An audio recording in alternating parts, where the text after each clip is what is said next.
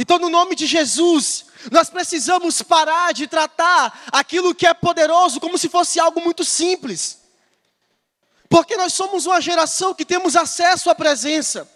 Nós olhamos para Cristo, contemplamos o sacrifício que foi morto, mas que no último dia, no terceiro dia, Ele ressuscitou. Nós olhamos para um Deus que venceu a morte, para nos dar acesso a esse lugar, aonde eu não paguei nada. Ele apenas diz assim para mim: vinde e provai.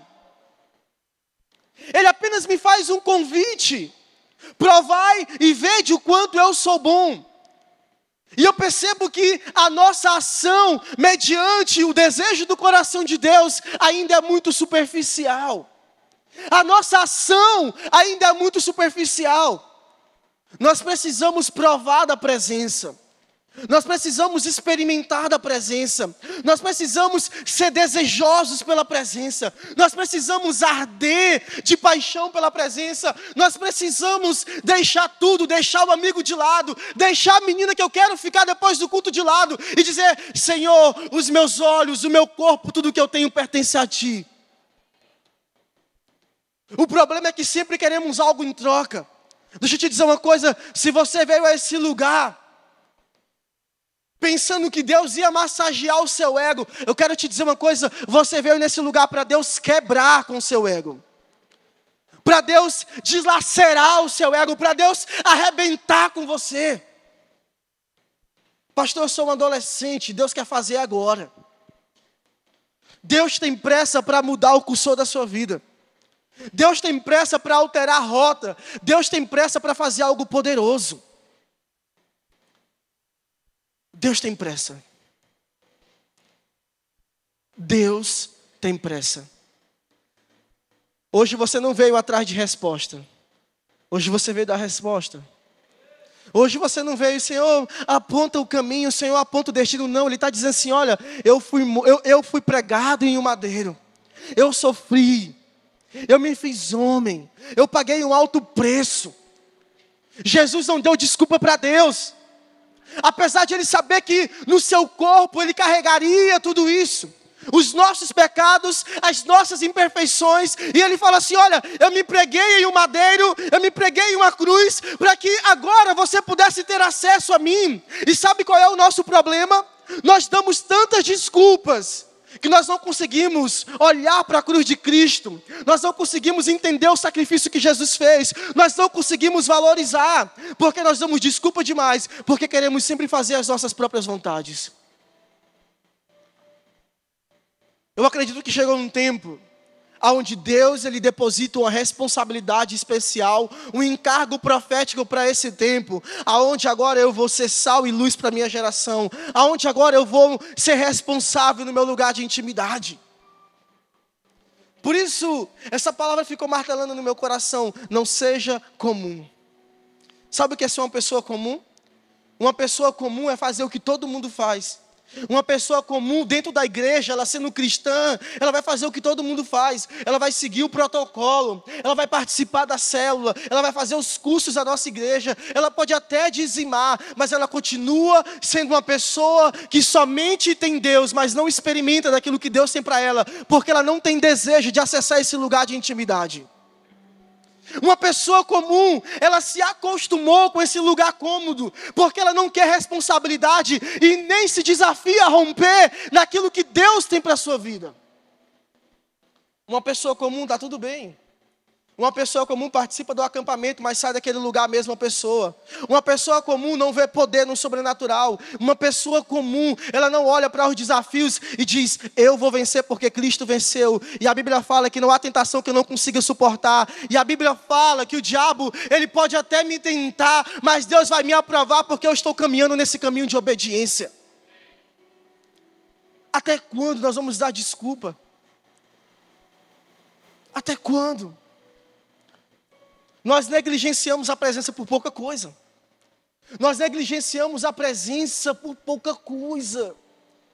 Deixa eu te dizer uma coisa no nome de Jesus. Seja um adolescente cheio da presença de Deus. Esse é o seu objetivo. Ser um adolescente cheio da presença de Deus. Ser um adolescente que vai transbordar nesse lugar de intimidade, mas também que isso vai tocar as outras pessoas de alguma forma, eu não sei como. Mas você é exemplo para essa geração. O apóstolo Paulo adverte Timóteo, chamando Timóteo para um tempo de responsabilidade. Ele falou assim: olha, você pode até ser novo demais, mas seja exemplo na palavra, seja exemplo no amor, na fé, na pureza e no procedimento. O nosso problema é que a ausência de Bíblia nos faz ser raquíticos espirituais. A ausência de Bíblia nos torna essa pessoa desnutrida, sem vida e sem esperança, porque não nos alimentamos daquilo que vai gerar poder em nós. E eu quero te desafiar no nome de Jesus, a sair desse lugar uma pessoa diferente. Diga para a pessoa que está do seu lado assim: eu não sou comum.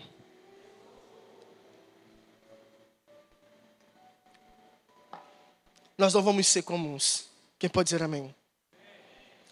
Nós não somos comuns. Isaías 66:1 diz assim um texto. Não estava aí, viu, feijoada? Não te mandei, mas... Isaías capítulo 66, verso 1.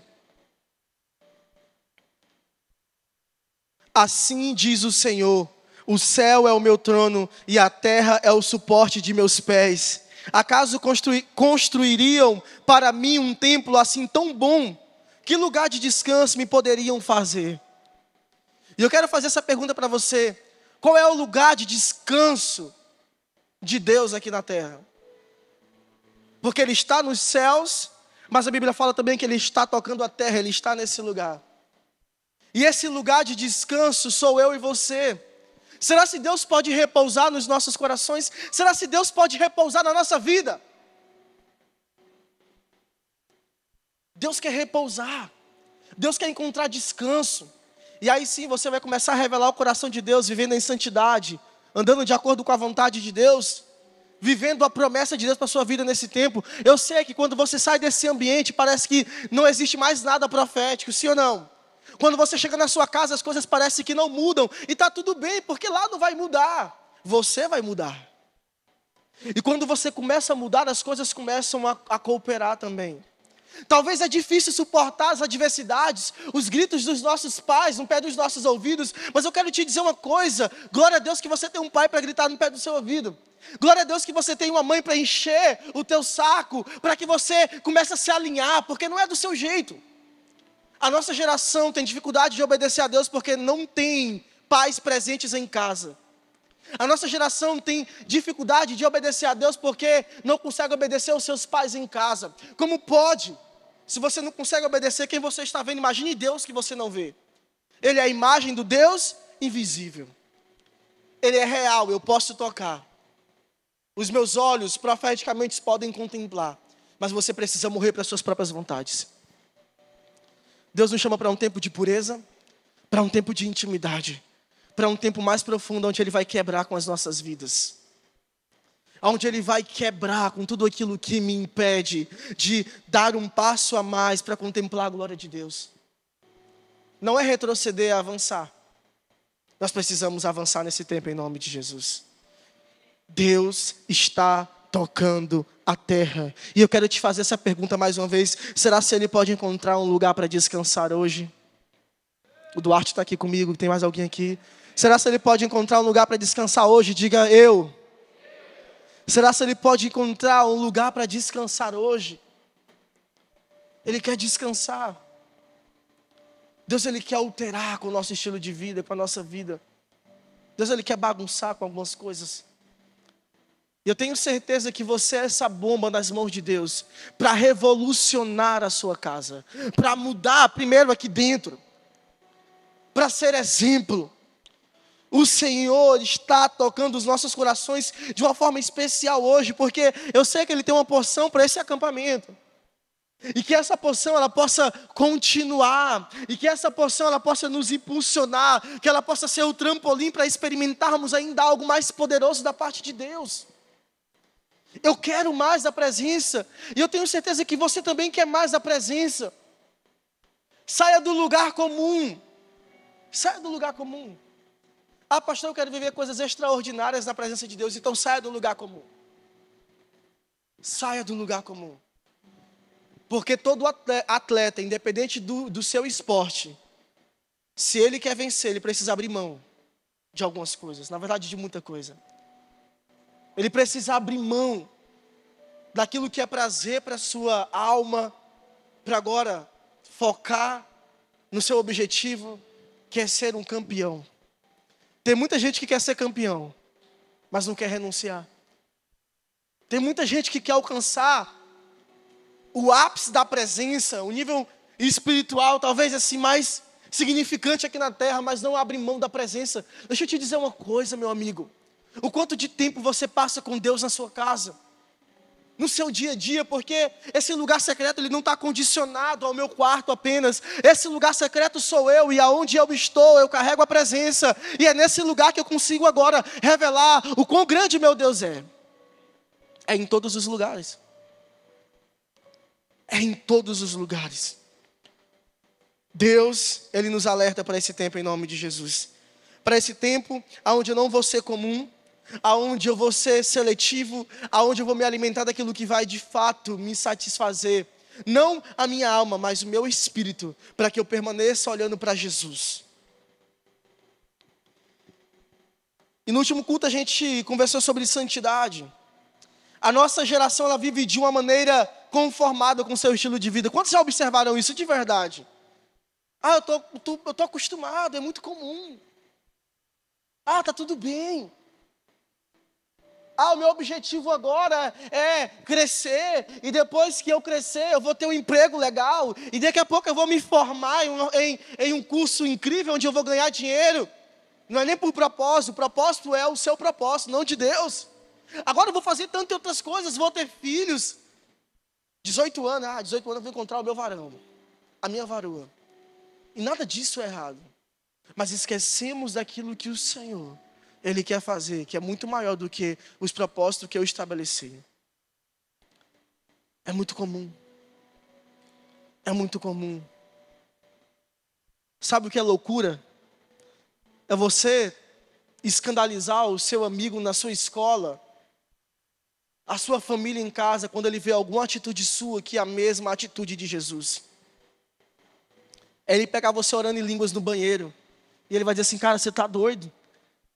O Anderson estava ali trancado e falando alguns negócios estranhos. Será se ele é macumbeiro? Será se ele é, sei lá, ele está meio assim, está meio místico.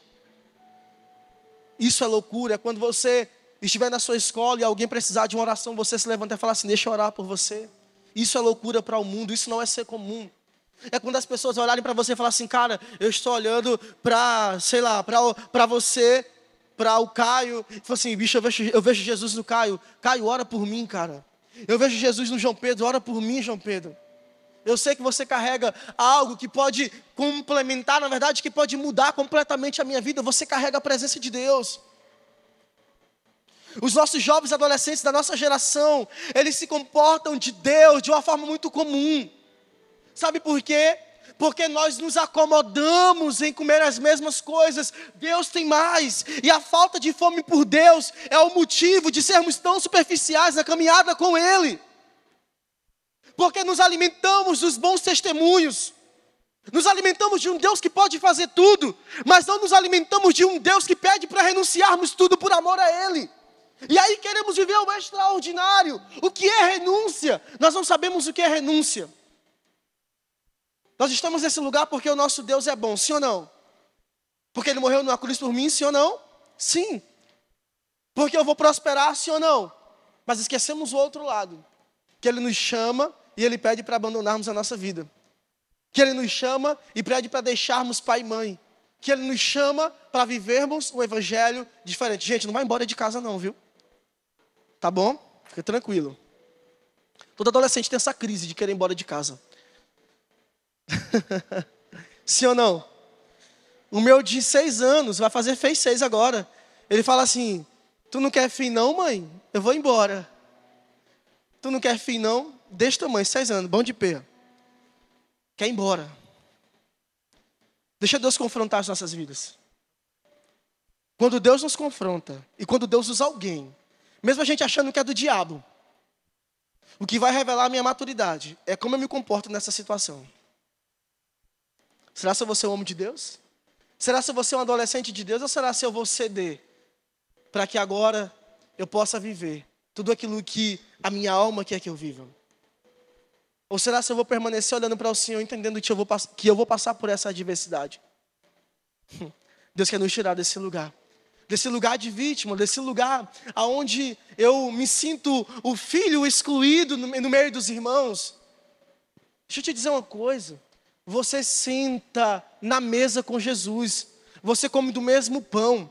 Agora, problema seu se você está acomodado com esse nível superficial, de apenas compartilhar e sentar na mesa. Meu amigo, eu sei que existe o tempo de mesa, mas existe o tempo de oração no quarto com o Pai. A mesa é um lugar interessante, sim ou não?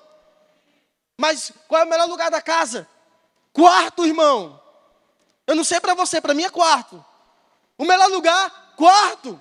O melhor lugar, cama. Jesus nos chama, Mateus 6,6. Fecha a porta, entra no teu quarto, tenha tempo comigo. Eu estou olhando para você, então seja vulnerável a mim. Ele nos chama para um tempo de intimidade. A mesa é interessante, a mesa é muito bom, mas meu amigo, o quarto é muito melhor. Na mesa você resolve problema com os outros. No quarto você se resolve com Deus. No quarto Deus olha para você e fala assim: você precisa mudar. Nada contra a mesa, mas meu amigo, nós precisamos nos retirar para esse lugar de intimidade, para esse lugar de oração, para esse lugar onde Deus vai quebrar com as nossas imperfeições. Quer ver um adolescente ficar zangado? É quando ele é confrontado. Ou quando a mãe manda ele comprar um negócio na quitanda, que nem existe mais, agora é só Mateus, né? No comércio do irmão João. Mãe, de novo, ainda bate pé. Deixa eu te dizer uma coisa. Para de birrar com seus pais. Porque da mesma forma você tem birrado com Deus, quando Ele te pede para mudar em alguma área da sua vida. Existe muito adolescente mimado. Diga misericórdia. A falta de fome nos faz ficarmos doentes. Porque não comemos, e o que comemos não vai nos nutrir. E o que comemos não vai mudar as nossas vidas. Não vai nos dar um condicionamento físico legal, não vai nos dar força. Nós precisamos nos alimentar do Cordeiro, diga amém. Nós nos alimentamos de tantas coisas desse mundo, mas não nos alimentamos do Cordeiro de Deus. E isso é uma ordenança. Êxodo capítulo 12. A partir do verso 3. Coma do Cordeiro até que não sobre nada. E o que sobrar você vai queimar. E aquilo que for queimado vai subir como incenso às minhas narinas. Eu não vou entrar nesse contexto histórico para te contar um pouco dessa história, porque vai demorar muito. Mas aqui em Êxodo 12 foi celebrado a Páscoa. Aleluia. Páscoa significa inserção, passar por cima. E Deus mandou um anjo da morte para o quê? Para exterminar, para matar os primogênitos. Os primogênitos, alguém me ajuda aí. Amém? Mas aqueles que estavam com os umbrais da sua casa, com o sangue do cordeiro, o anjo não podia tocar. Mate um cordeiro, sirva a família, pegue o sangue, coloque nos umbrais da casa, nos portais. Porque quando eu vier, eu não vou tocar nessa casa, nessa família. Mas Deus fala assim: coma do cordeiro. Coma do cordeiro. Porque quando eu como do cordeiro, eu compartilho daquilo que Jesus fez na cruz. E isso aponta para Ele. Nós comemos do Cordeiro e nós bebemos do sangue de Cristo de forma simbólica, porque é isso que me lavou, foi isso que me limpou dos meus pecados, das minhas imperfeições. Sim ou não? O sangue de Cristo. Deus nos chama para esse lugar, aonde eu vou me alimentar da sua presença. Eu preciso comer até que não sobre mais nada. Até que não sobre mais nada. João Batista, lá no Evangelho de João, capítulo 1, verso 29. Ele fala algo interessante. Diz assim um texto: no dia seguinte, João viu Jesus caminhando em sua direção e disse: vejam, é o Cordeiro de Deus que tira o pecado do mundo. Vamos lá, é o Cordeiro de Deus que tira o pecado do mundo. A Bíblia fala em Tiago que se eu sou amigo do mundo, eu sou inimigo de Deus. E tem vários significados para a palavra mundo aqui. Mas eu quero falar no sentido do pecado, das coisas que o mundo me oferece. Agora presta atenção, Lá em Êxodo, ele manda fazer o quê? Comer do cordeiro. E se eu como do cordeiro, eu não seria morto. Se o sangue de Cristo está sobre a minha vida, sobre a minha casa, eu não morrerei. Tem muita gente morrendo porque não se alimenta de Jesus. E aqui o texto fala: eis o Cordeiro de Deus que tira o pecado do mundo.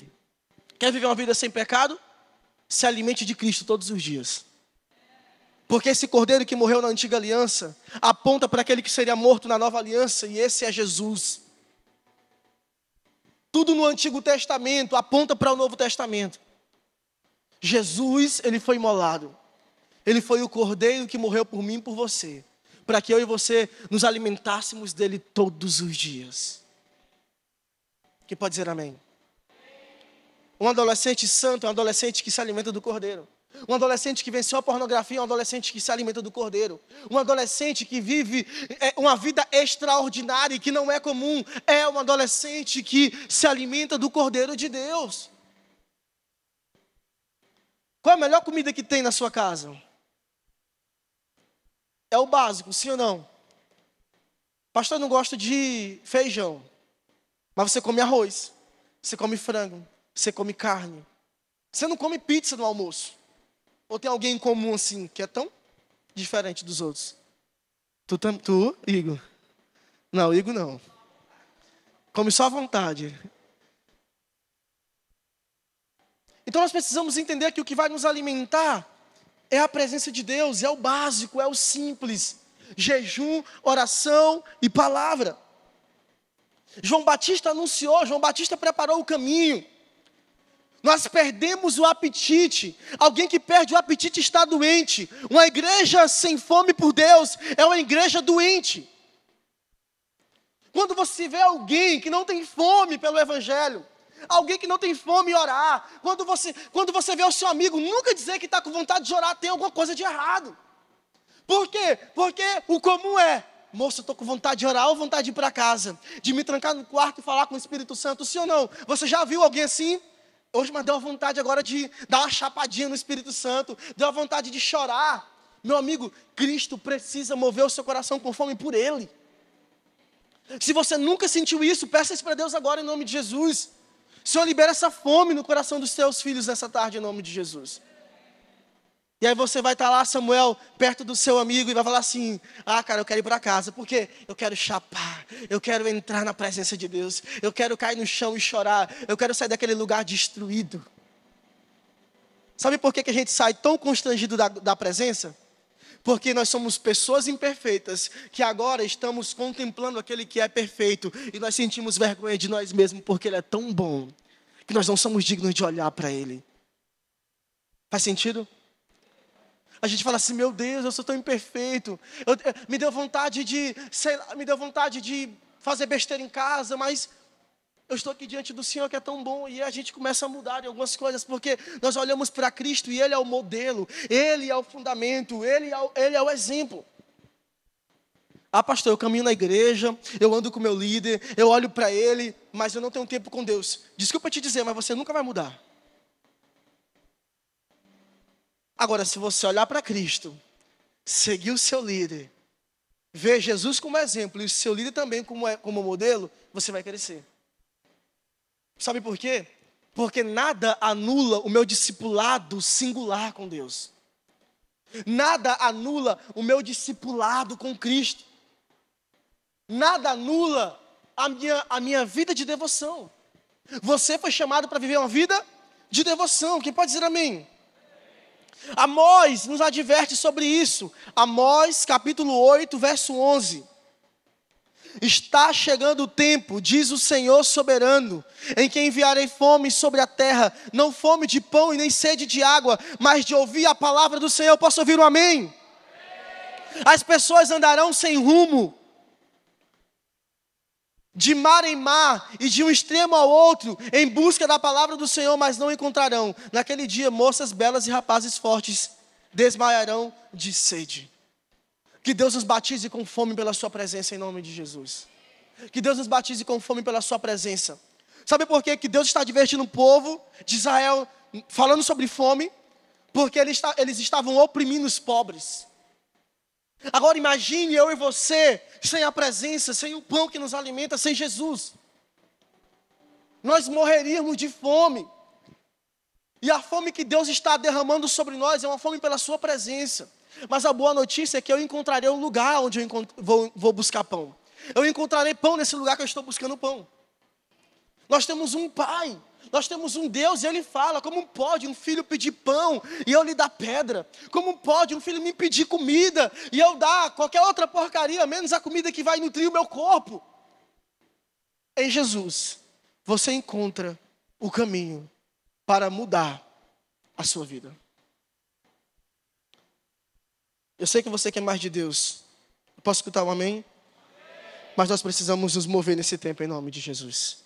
Não é tempo de ser um cristão comum. É tempo de ser um avivalista. É tempo de incendiar o seu irmão. É tempo de botar a mão na cabeça dele e orar por ele. É tempo de orar por cura. É tempo de expulsar demônio. É tempo de curar enfermo. É tempo de ser diferente. É tempo de liberar aí uma Jake Dama dos céus na vida do seu irmão. Dar um Gamerhameha na vida dele, no nome de Jesus. E falar assim: meu amigo, seja incendiado pela glória de Deus. Seja incendiado por Jesus. Como o Ian falou, morra por ele. E essa palavra fez muito, todas as palavras de hoje fez muito sentido em tudo aquilo que eu vivi durante essa semana. Atos 11, a partir do verso 19, você vai ver que a igreja ela foi dispersa ali. Quem sabe desse texto? Quem lembra desse texto? Até postei no meu Instagram. A igreja foi dispersa porque Estevão, o primeiro mártir da Bíblia, tinha morrido por causa do evangelho. E ali eles começaram a de fato reconhecer a igreja. Ali começaram a mencionar sobre a igreja. E eles foram dispersos. E a primeira palavra que Barnabé libera sobre o povo de Antioquia é uma palavra sobre perseverança. E perseverança, meu amigo, você precisa ter ação. Perseverança, você não pode ficar esperando, sentado, achando que alguma coisa vai acontecer. É igual a inscrição do seu acampamento. Não fique sentado esperando que Deus vai mandar um empresário para te abençoar. Ele pode até mandar, porque Ele é bom. Aleluia. Mas, meu amigo, faça igual os meninozinhos do Guardiões aqui. Estava aqui a hora da chuva. Estava aqui passando vergonha, pedindo dinheiro. Dá um jeito. No nome de Jesus. Aí tem um pastor velho, lá da Nova Aliança Ágape, de adolescentes, que é meio besta assim, sabe? Aí ele fala assim: meu filho, vou te ajeitar aqui no final de tudo. Sempre recorre pro pastor besta, né? Mas aí eu tenho uns meninos que trabalham comigo que não são bonzinhos assim não, viu? Não vou nem dizer o nome, Igor. Igor me dá um desconto ali: pastor, não vou dar desconto para ninguém não. Eu falei: calma. E a irmã dele é melhor ainda. Até tirei ela, tá quase demitida, tá cumprindo um aviso só. Tem mais light que ela, né? Ela fala assim: pastor, falei manso? Calma, foi tranquilo. Respira. Então, no nome de Jesus, nós precisamos olhar para Jesus. Nós precisamos manter o foco. Nós não podemos perder o propósito. Existe uma corrida. Existe uma corrida. O apóstolo Paulo fala sobre essa corrida. Eu preciso alcançar o prêmio chamado celestial. Ele fala assim: combati o bom combate, guardei a fé. O apóstolo Paulo fala assim: eu não naufraguei na fé, eu permaneci olhando para Jesus, mesmo nos altos e baixos, mesmo na oscilação da minha vida, mesmo um dia eu estando bem, no outro dia eu estou mal, mas eu estou olhando para Jesus, porque desistir nunca será a opção para resolver os seus problemas. Não adianta pensar em se suicidar que não vai resolver o problema. Meu amigo, homem de Deus e mulher de Deus, enfrenta o problema. Enfrenta a situação. Ora pelos pais, jejua pela família. Homem de Deus e mulher de Deus faz propósito, não pensa em tirar a vida. Ele pensa em como Deus vai mudar a sua vida e a sua casa. Se os nossos adolescentes hoje forem cheios de Deus, eles mudarão a realidade da sua família. Porque o seu pai vai olhar para você e vai falar assim: meu Deus, como essa moça vive uma vida de devoção, como a minha filha é apaixonada por Jesus. Deus quer alterar aqui, para que Ele possa alterar na sua casa em nome de Jesus. Quem pode dizer amém? Você vai enfrentar as adversidades. Você vai vencer. Em nome de Jesus. Diga assim, para a pessoa que está do seu lado, você não é todo mundo. Você não é todo mundo. Você quer ver Deus começar a fazer um rebuliço na sua vida? Comece a renunciar.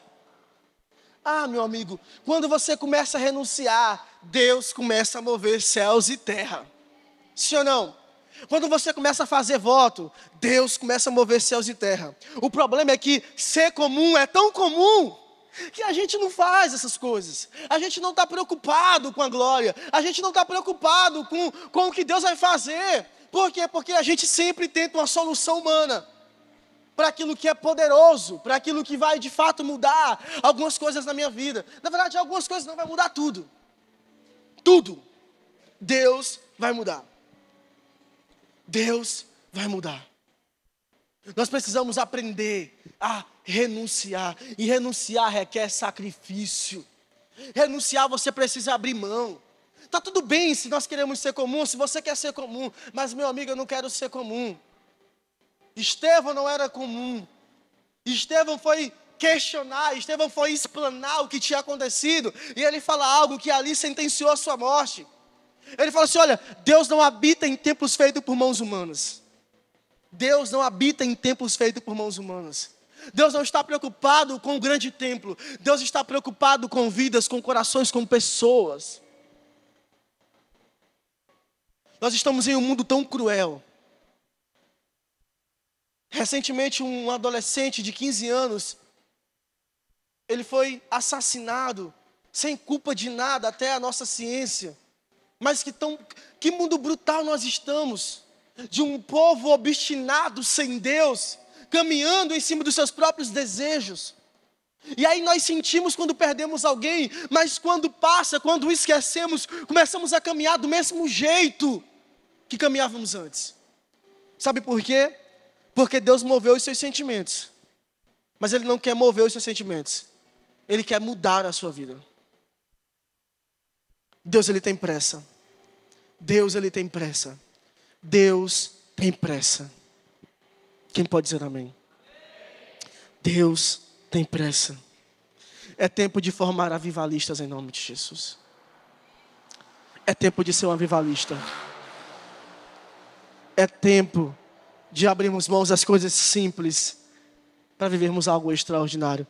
Pastor, como é que eu vou viver algo extraordinário? Fazendo as coisas simples.